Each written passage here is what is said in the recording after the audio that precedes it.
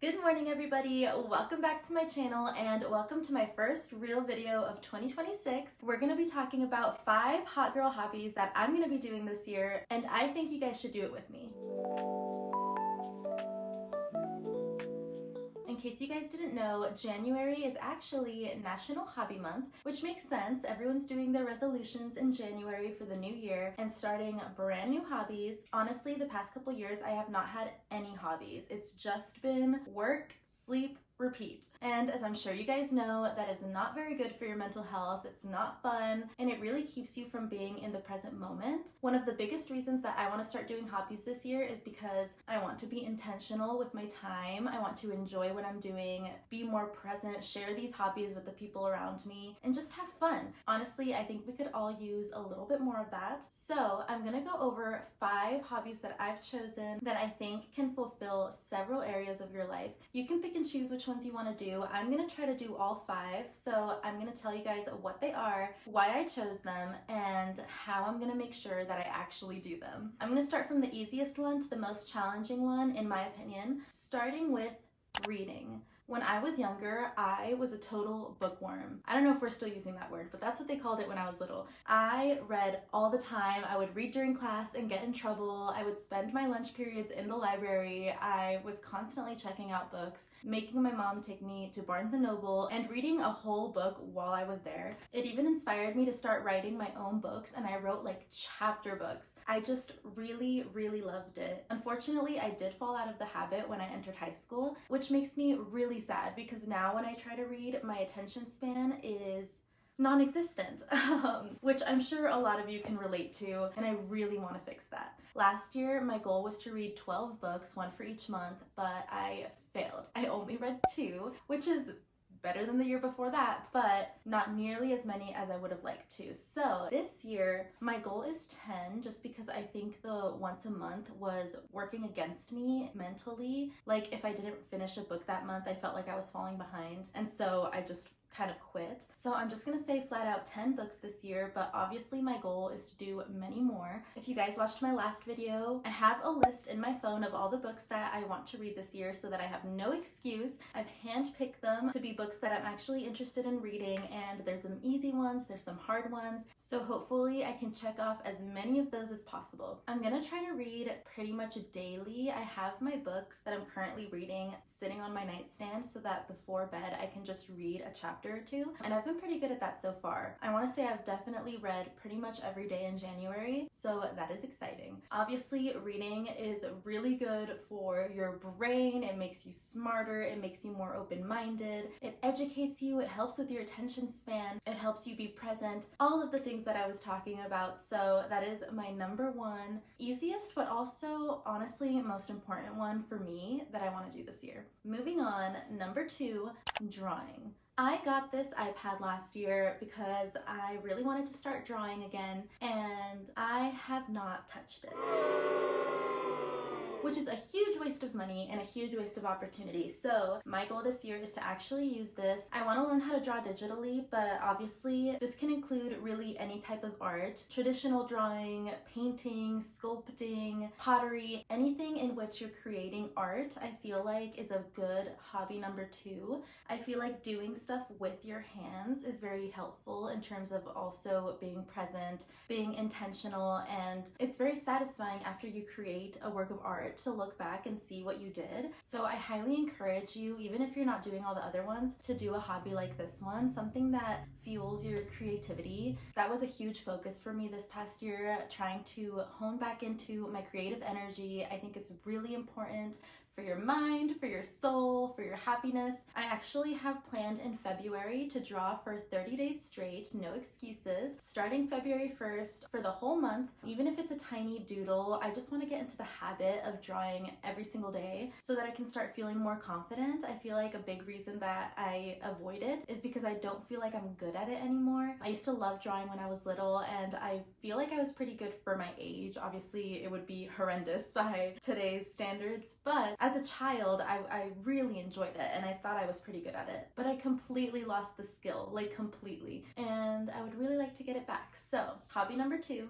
drawing. All right, hobby number 3, cooking and baking.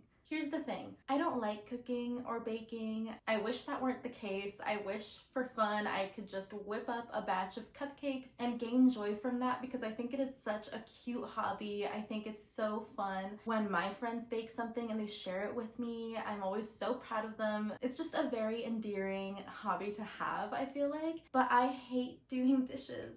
It really keeps me from cooking or baking for fun. But I'm gonna try to be less lazy this year and take the time to learn some recipes, especially with cooking. I want to learn how to make my own healthy meals. So I'm gonna have to do it anyway. I want to build like a repertoire of recipes that I know how to make and that I know I like. And I want some of those to include baking, because I do think baking is a little more fun than cooking. I guess it depends. But they're gonna go hand in hand. I'm gonna do both. I also have obviously my cooking diary series where I'm gonna be cooking every month regardless. So it's just time. I'm 24 years old, and honestly the only things I know how to cook are ramen, mac and cheese, and that's it. Oh, I can make a quesadilla. Anyway, we have to change that. I have to know how to feed myself. So that is hobby number 3. We're gonna try to make it fun. We're gonna do TikTok recipes and just fun seasonal stuff. And hopefully that way I'll come to enjoy it more. Okay, hobby number 4. I really want to get into yoga. This is another one of those where you can kind of change it according to what you like. So if you would rather do like weightlifting, running, Pilates, pole dancing, there's so many different options when it comes to physical movement hobbies. I decided to do yoga just because I feel like it's the one I can keep myself most accountable. I hate exercise, I hate moving, I hate getting tired, I hate sweating, I hate all of that stuff. So I've done yoga a few times, and I mean, it's still hard for me at least. I know maybe not for most people, but I grew up W sitting. I don't know if you guys know what that is, but basically where you you sit with your legs spread out kind of like a frog.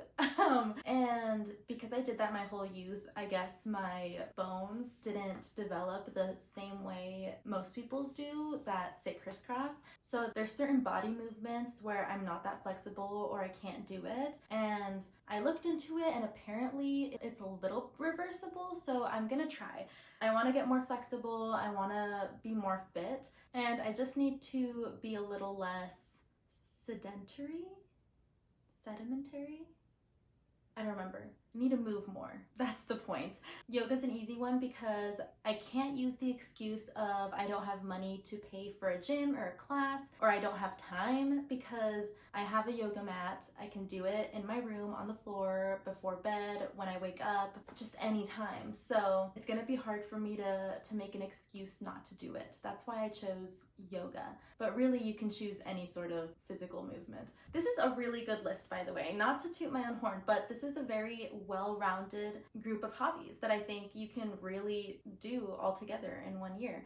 The reading, good for your brain. The drawing, good for your creativity. The cooking, baking, good for your health. The yoga, also good for your health. And then the next one's just for fun. Number 5 is roller skating. I guess this is also like a movement one, but not as much. I chose this one because I actually have a friend who likes roller skating, and she has invited me to learn with her. I thought that sounded really exciting. Obviously, I think of like the Barbie movie, and I used to watch TikToks of these girls roller skating down the park and doing all sorts of like fun tricks, and I always thought it was super fun. I actually spent this whole morning trying to find roller skates. Obviously, I can get some on Amazon, but I'm trying to avoid using Amazon, and I found some cool websites with some pretty cool roller skates. So hopefully soon I will have a pair of my own, and I will be able to go out with my friend and learn how to do it without falling every 10 seconds. I think it's gonna be really fun. It's gonna get me outside, it's gonna get me moving, but in a fun way. I just think it's super cool.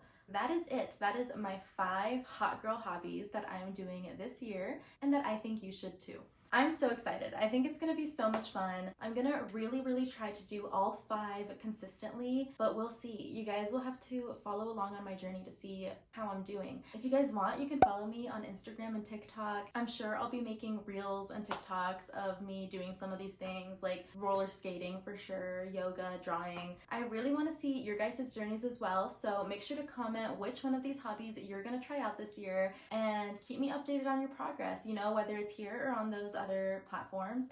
We can do these together. I wish you guys tons of luck. Wish me luck as well. Thank you so much for watching and for being here. Make sure you like and subscribe. We are so close to my monetization goal. I'm so excited. Anyway, I will see you all in the next video. Bye.